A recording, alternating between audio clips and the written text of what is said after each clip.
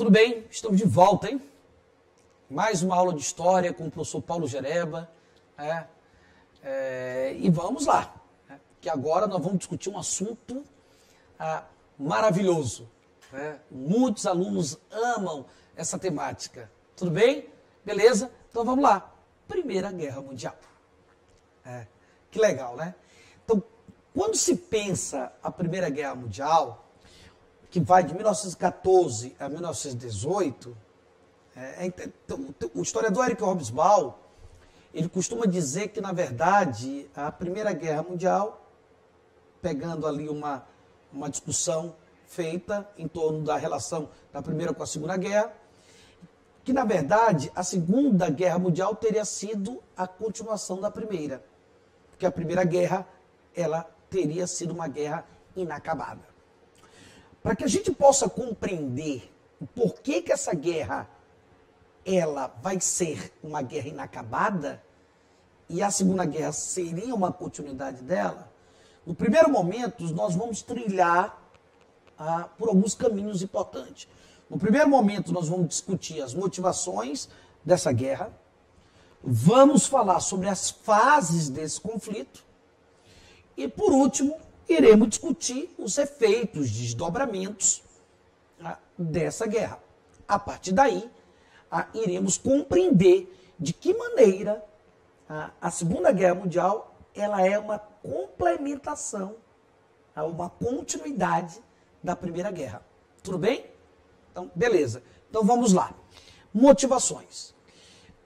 Lógico que quando você começa a pensar os motivos da Primeira Guerra Mundial, um dos fatores fundamentais é o imperialismo europeu na África e na Ásia.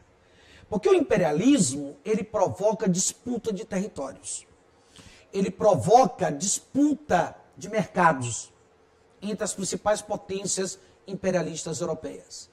Apesar dessa partilha, ela já vem acontecendo desde o final do século XIX, principalmente ali quando você vê uma África, grande parte do território africano sendo partilhado pelos europeus, sem levar inclusive em consideração as diversidades étnicas existentes nesse continente, pela famosa Conferência de Berlim.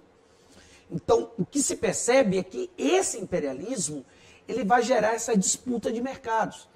E essa disputa de mercados acaba levando esses países para a Primeira Guerra Mundial. Então, essa é uma das questões centrais quando se pensa nas motivações da Primeira Guerra. Uma outra questão que é tão importante como o imperialismo, ou seja, tão importante como essa disputa de mercados, galera, vai ser o quê? Os conflitos nacionalistas. Porque existe uma diferença entre nacionalismo e patriotismo. Patriotismo é quando eu amo a minha pátria. Nacionalismo é quando eu odeio o estrangeiro. O nacionalismo gera xenofobismo. O nacionalismo, na Europa, do começo do século XX, nós tivemos vários conflitos nacionalistas que vão ser importantes e decisivos para o desencadeamento da Primeira Guerra Mundial. E quando se fala desses conflitos nacionalistas, nós temos, por exemplo, o revanchismo francês, o sentimento de ódio, de revanche do francês em relação ao alemão, por conta da derrota e das humilhações que a França sofreu lá na famosa Guerra Franco-Prussiana, no final do século XIX, quando a Alemanha, sob a liderança da Prússia, estava passando por um processo de unificação. Nós temos o pan-germanismo, que é uma proposta da Alemanha pós-unificada, uma proposta de uma Alemanha unir todos os povos de origem germânica e formar a grande nação germânica, o que vai gerar conflitos. Outra coisa, e o pan-eslavismo, que se você observar o grande gargalo do nacionalismo, foi o pan-eslavismo. Quando você fala do pan-eslavismo, é o projeto lá da Sérvia, na região dos Balcãs, a Sérvia que tem uma origem eslava, na Península Balcânica, a Sérvia que vem com uma proposta de unificar toda aquela região ali dos Balcãs, unir todos aqueles povos de origem eslava e formar ali a grande nação eslava, a Grande Sérvia. Essa é uma proposta da Sérvia e que, na verdade, é em cima dessa questão que nós teremos o estopim da Primeira Guerra Mundial, que nós colocamos aqui como uma crise nos Balcãs. Quando se fala de estopim, se fala de uma causa imediata, ou seja, uma motivação imediata. E esse estopim recai em cima dessa questão do pan-eslavismo, ou seja, o assassinato do arquiduque Francisco Ferdinando na Bósnia-Herzegovina, em Sarajevo, um território que fica localizado na região dos Balcãs, porém um território sob o controle do famoso Império Austro-Húngaro.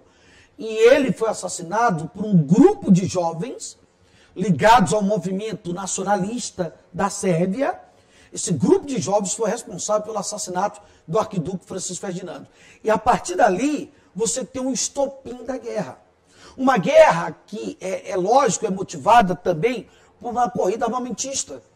Uma corrida que a gente percebe desde o momento que há uma disputa de mercados na África e na Ásia.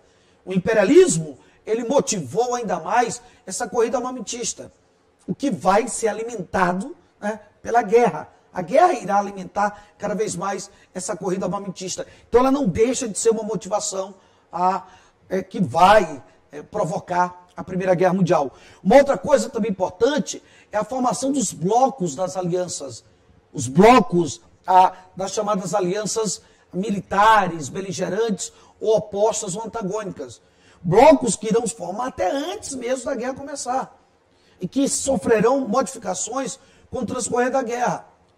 De um lado, por exemplo, eu tenho a Tríplice Entente, né? Ou, como Eric Hobsbawm chama lá no livro dele, os aliados. A Tríplice Entente, que eu tenho a participação antes da guerra. Quem vai compor a Tríplice Entente? Ou os aliados? Eu tenho a Inglaterra, a França e a Rússia. Entretanto, a Rússia, em 1917, ela sai da guerra. Ela vai sair da guerra. Lenin tira a Rússia da guerra. Por conta da Revolução Bolchevista, você tem a saída da Rússia. A Rússia, inclusive, vai assinar um tratado com a Alemanha para sua retirada da guerra. É o famoso Tratado de Brest-Litovsk, onde a Rússia terá que conceder, inclusive, alguns territórios para os alemães. Como é o caso, por exemplo, do território da Letônia. Ok, galera? Beleza? Outra coisa interessante. Por exemplo, dentro da chamada Tríplice Entente, ou dos aliados, mais tarde nós teremos a entrada da Itália. A Itália, que não vai entrar no primeiro momento da guerra, ela vai entrar por volta de 1915, a Itália vai se colocar ao lado da chamada Entente. Ok? Outra coisa, a presença dos Estados Unidos na Primeira Guerra Mundial só no último ano da guerra. A entrada dos Estados Unidos só no último ano que você tem os Estados Unidos saindo da posição de neutralidade e entrando nessa guerra ao lado dos aliados ou da Entente. Do outro lado, galera, nós temos a famosa Tríplice Aliança. A Tríplice Aliança, que antes da guerra, conhecida lá no livro do Eric Hobsbawm como os Impérios Centrais, a Tríplice Aliança que antes da guerra você tem quem? A Alemanha, o Império Austro-Húngaro, antes da guerra, e a Itália. Mas tome cuidado. A Itália, quando ela resolver entrar na guerra, o Estado italiano ele só vai entrar na guerra em 1915. E ele não entra ao lado da Tríplice Entente. Ou melhor falando, da Tríplice Aliança. Ele vai entrar ao lado da Tríplice Entente. Ok, galera? Beleza? E outra coisa, a Tríplice, outro fato interessante, a Tríplice Aliança, após a guerra começar, terá como aliado o Império Turco-Otomano, que vai se aliar, logo após a guerra começar, a chamada Tríplice Aliança. Tudo bem? Beleza? Então aqui nós temos os principais motivos da guerra, ou seja, o imperialismo europeu, que provocou a disputa de mercados, os conflitos nacionalistas como o pan-eslavismo, a corrida armamentista, a formação dos blocos militares antagônicos, como a Tríplice Entente e a Tríplice Aliança, e o estopim, que é o assassinato lá do arquiduque Francisco Ferdinando, que provoca essa crise aí dos Balcãs. Tudo bem? Entretanto, seria importante pensar as fases da guerra, rapidamente. A primeira fase da guerra, que pega o primeiro ano dela, 1914, 1915, os historiadores caracterizam como a famosa guerra de movimento. Ok? A guerra de movimento. Onde a principal ação das forças militares na guerra nesse ano seria uma guerra de posições. A segunda fase, 1915, 1916, ela é conhecida como a Guerra das Trincheiras. Talvez um dos momentos mais difíceis da guerra. Apesar de saber que as trincheiras, ela vem desde 1914, inclusive vai uma dica de um filme importante para você, o filme 1917, a gente percebe um pouquinho do que foi a Guerra das Trincheiras na Primeira Guerra Mundial. O momento de maior intensidade das trincheiras foi 1915 e 1916. Na verdade, os soldados, eles morreram muito mais por doenças, como o tifo. O tifo matou muitos soldados dentro dessas trincheiras. Fome, precárias condições de higiene, antes mesmo da chegada da gripe espanhola, que, por sinal, não tem nada a ver com a Espanha. Certo? Na verdade, existem algumas concepções teóricas. Por exemplo, na época se dizia que a gripe foi basicamente originada lá na Alemanha, mas existem outras concepções que diz que essa gripe, quem trouxe ela para a Europa foram militares norte-americanos. E a imprensa espanhola era a única imprensa que, por exemplo, noticiava a gripe. Por isso essa ideia de gripe espanhola. Na verdade, se tinha muita censura à imprensa, principalmente esses países que estavam envolvidos na guerra. Então, para não alarmar ainda mais a sociedade, porque a guerra em si, ela estava matando muitos soldados e principalmente civis, a Primeira Guerra Mundial, ela matou entre 8 milhões a 10 milhões de pessoas. Mas ela matou muito mais civis do que militares. Então, para não alardear ainda mais, se procurou esconder a gripe espanhola. Então, dentro das trincheiras, as condições eram extremamente precárias. Eu costumo dizer que não se morria necessariamente de tiro ou do gás, né? Porque os militares ainda tinham que ir para dentro das trincheiras com máscara, por conta do gás mostarda. Porque se utilizou, na Primeira Guerra Mundial, uma arma química biológica, é o famoso gás mostarda. Certo? Porém, o que a gente observa que são as precárias condições das trincheiras é que vão matar muitos desses soldados na guerra. A última fase, ela se divide em dois momentos. O famoso penúltimo ano da guerra, que vai de 1916 a 1917, que você tem um avanço da Alemanha.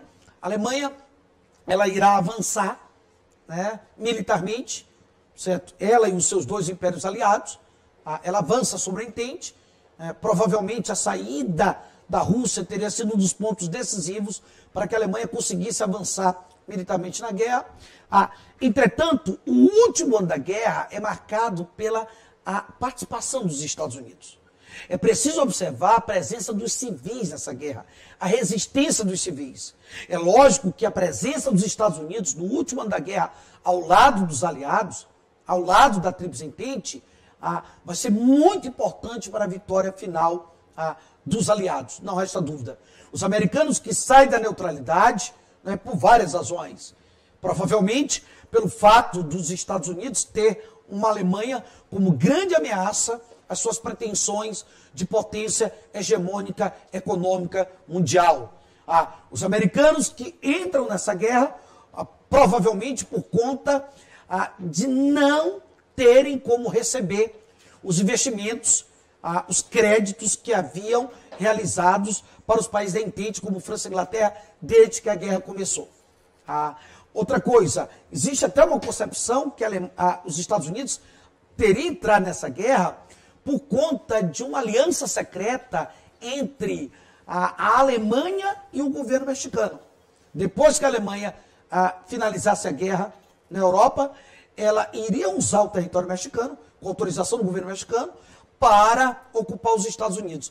Em troca, o Estado mexicano teria devolvido quase que 50% do seu território, como, por exemplo, o Texas, o Novo México, que os Estados Unidos anexou ali na famosa corrida para o oeste. Tá? Então, essas são algumas das razões da entrada dos Estados Unidos na Primeira Guerra Mundial ao lado dos aliados.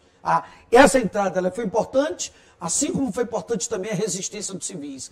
E aí você tem a vitória dos aliados. Só que os aliados vencem a guerra, porém eles são destruídos. Se você olhar para os aliados da Europa, a Inglaterra, a França, a Itália, que fazem parte, nesse momento da chamada Tríplice Aliança, ou melhor falando, da Tríplice Entente, que superaram a Tríplice Aliança, os impérios centrais, como a Alemanha, o Império Austro-Húngaro, o Império Turco-Otomano. Então, os aliados ou a Entente, eles estão destruídos. Esses países foram destruídos com a guerra. Né? Principalmente no que diz respeito ao quê? À mortandade. Né? Milhares de pessoas morreram com a guerra. Inclusive vão morrer também por conta da gripe espanhola. A gripe espanhola, que teria matado aproximadamente, no período de 1918 e 1919, ela teria matado aproximadamente de 40 milhões a 50 milhões de pessoas. A gripe, inclusive, chegou ao Brasil. Tá? Ela chega ao Brasil. Uma gripe, só para você ter ideia, e até fazer uma conexão que está ocorrendo hoje, uma gripe que, se nós analisarmos, ela irá somente se descobrir, somente irá se descobrir o vírus que provocou essa gripe na década de 1930. E somente em 1944 é que vai se ter a vacina para o vírus da gripe espanhola. Então ainda demorou um pouco a se encontrar a solução. É evidente que hoje nós temos avanços muito maiores que se tinha na época. Enfim, ok? Então temos aí como um dos resultados da Primeira Guerra Mundial, a mortandade principalmente de civis, morreram mais civis do que militares, e o próprio avanço da gripe espanhola. Os Estados Unidos vão, um outro resultado, os Estados Unidos vão temporariamente emergir como potência hegemônica econômica mundial, temporariamente, isso até ser atingidos pela crise de 29, face à própria destruição da Europa, inclusive uma destruição material, não só em termos sociais, mas uma destruição também econômica. Outra coisa, surge a Liga das Nações, que é um embrião da ONU, uma proposta de paz mundial, inclusive um dos 14 pontos defendido pelo presidente Wilson dos Estados Unidos, a criar uma liga com o objetivo de estabelecer a paz mundial. Essa liga não tem eficiência nenhuma, né, por conta até mesmo dos Estados Unidos se retirar, inclusive, né, em termos de apoio financeiro que estava dando para alguns países europeus. Estados Unidos se retiram por conta da crise 29, esse apoio econômico para recuperar algumas nações europeias. E outra coisa, por conta também do Tratado de Versalhes, que iremos já falar sobre ele. Além disso, há alteração no mapa geopolítico europeu. Alguns impérios europeus irão se desfazerem, e no lugar dele nós teremos surgimento de vários países, como é o caso do Império, por exemplo, Austro-Húngaro, ele se desfaz. No lugar dele temos a Áustria, o surgimento da Hungria, a extinta Tchecoslováquia, a extinta Iugoslávia. Então, há uma mudança no mapa geopolítico europeu por conta do fim dos impérios aliados, inclusive da Alemanha, no meu caso do Império Austro-Húngaro, aqui na Primeira Guerra Mundial. E um outro resultado dessa guerra, um dos resultados mais importantes, também foi o Tratado dos Vencedores, o Tratado de Versalhes, que deveria beneficiar apenas os países envolvidos basicamente com o quê? Com a vitória. Os países envolvidos com a vitória, os países da Entente, os aliados, deveriam se favorecer do famoso Tratado de Versalhes. Um tratado que foi extremamente duro contra os alemães, um tratado que foi extremamente humilhante, um tratado que destruiu com a Alemanha, né, em termos econômicos, em termos materiais. Um tratado que acabou, na verdade, levando a Alemanha a sofrer uma crise econômica sem precedentes. Um tratado que foi utilizado como grande justificativa para a ascensão de um regime totalitário, autoritário, tirano na Alemanha, que foi o nazismo.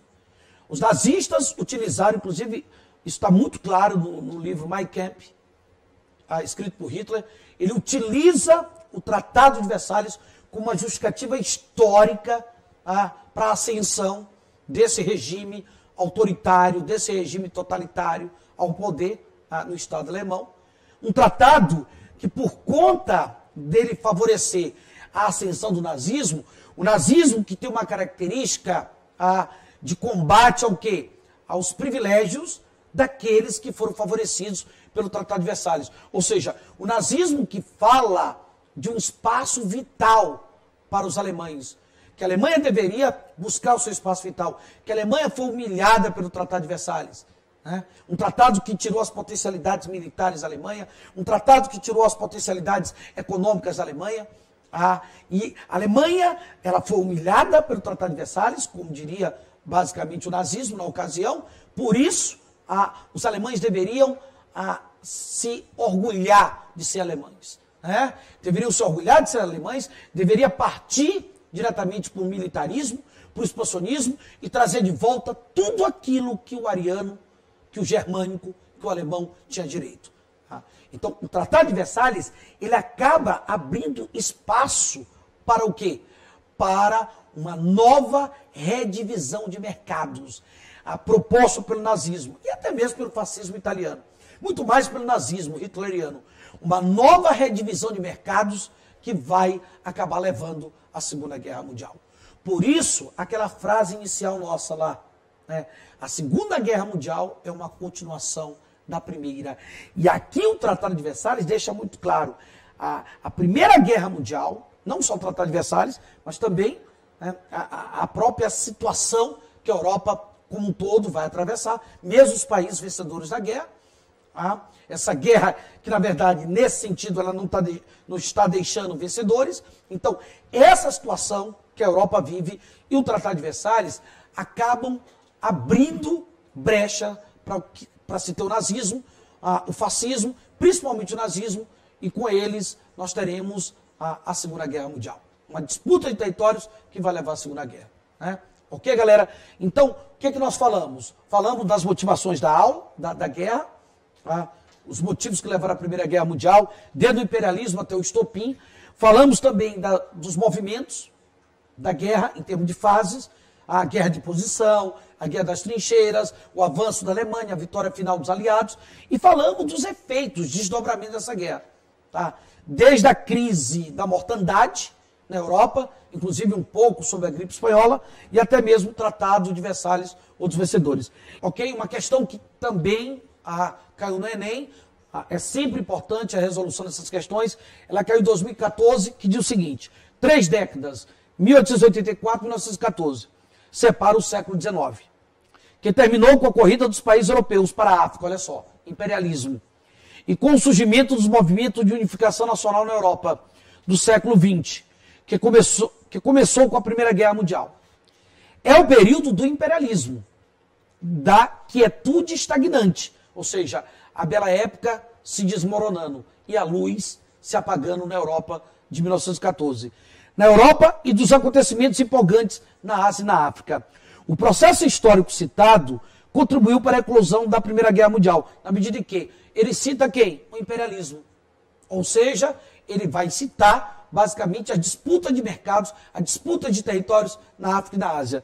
Dessa forma, a divisão dos continentes africanos e asiáticos, durante o processo conhecido como neocolonialismo, acirrou a disputa entre as potências europeias, uma vez que alguns países, como a Alemanha e a França, ficaram descontentes com a divisão. Então, a resposta, a letra B de bola, B de balão. Acirrou as disputas territoriais. Ok, galera? Então, na aula de hoje, nós falamos sobre a Primeira Guerra Mundial, resolvemos uma questão de Primeira Guerra, e não esqueçam das atividades propostas lá no YouTube, não esqueçam também de algumas indicações de leituras que fizemos para você. Ok, galera? Um abraço, até a próxima aula.